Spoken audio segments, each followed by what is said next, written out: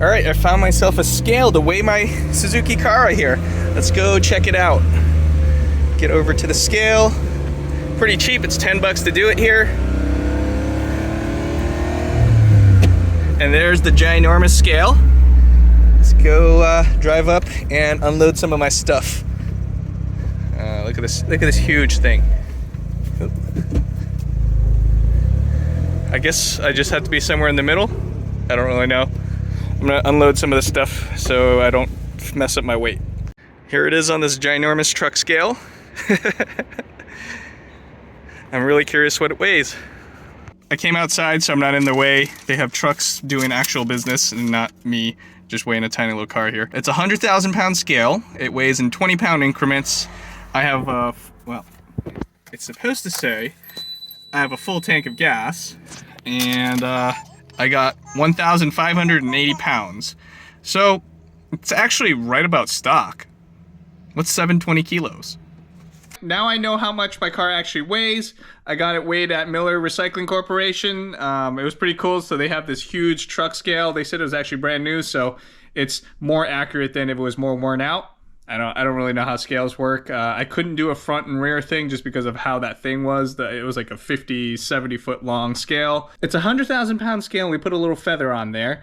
I was told that it weighs in 20 pound increments, but I was like, all right, so how does it work if it goes up or down? Like, does it round up or round down? And he told me it goes to the middle.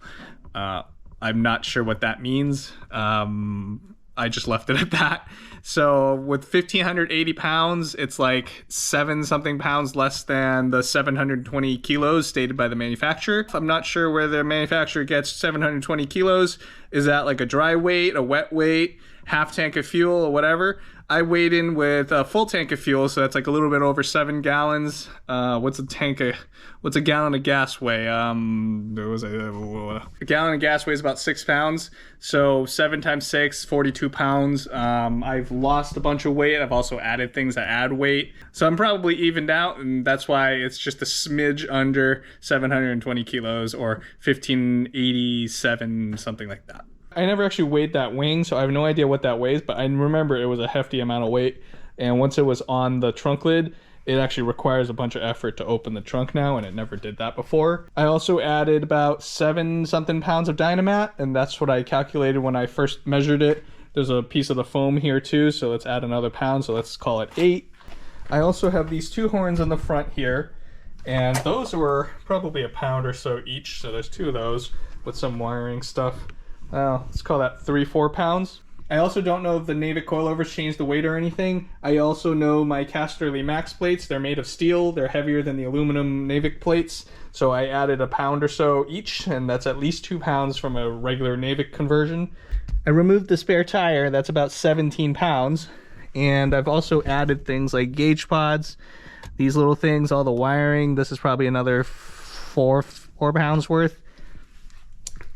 Back here I have that new lithium battery that shed a whole bunch of weight. It's about like 8 pounds, and who knows how much an OEM battery was. I have this oil catch can here that probably adds a pound or 2. I have the stuff that manipulates the wastegate, so it's like the solenoid thingy, that's probably a ½ pound or so. I don't know what the Suzuki Sport exhaust weighs versus like the OEM muffler. My wheels. I don't know what the OEM wheels weigh. I have these TE37s. They are hilariously light. I think they're about like 8 pounds a wheel. The tires are insignificant. I will take them off and weigh them at some point, but that's some nice weight lost. So it's good to know, as long as I run the car with like a gallon or maybe 2 gallons of fuel, I've lost about 40 pounds. Something like that. But now I have some bad news to share. I'm looking at it right here. Oh no, there's like a chunk of my paint taken out here, and this little scratch. I don't know how well that shows on the camera. That went all the way down to the bare plastic, or it's white. It's pretty deep. I can feel, this is like, I don't know what this feels like. But this is sad.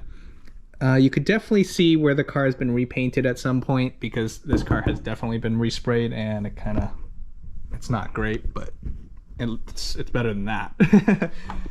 So the tragedy, there's a little piece of that. You see that little red stuff there?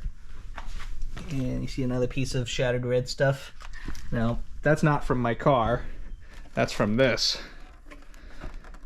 This is a taillight. It's a 1994 Taurus SHO taillight. It might be the same taillight as a regular Taurus, but I suspect probably one of these studs came down and whacked that and bounced off.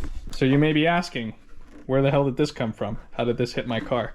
If you look up, there's a taillight up there. I've been storing both of these taillights up there because, I don't know, it was just like wall decoration. Yeah, wall decoration went bad. I'm not sure how it came down. It doesn't make any sense why it would fall down. So I just found this. I found that lying there yesterday, and I was like, why is that on the floor? And I realized, that's what this is. I'm glad it didn't hit the glass, so it didn't break my glass or anything.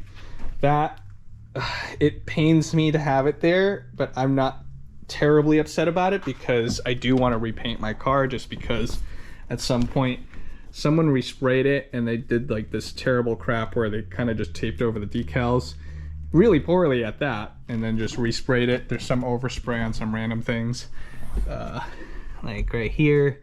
That kind of is annoying. This is where it's really noticeable. They really poorly taped over it, and yeah, there it is, and just sprayed over, and it's not that good.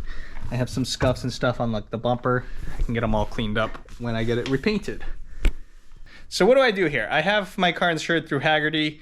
I have the zero deductible comprehensive and collision. I believe this would be a comprehensive claim. I should probably have a body shop take a look at it and see what it would cost just to fix that, and maybe even quote me for all the panels. Then we can figure out what to go.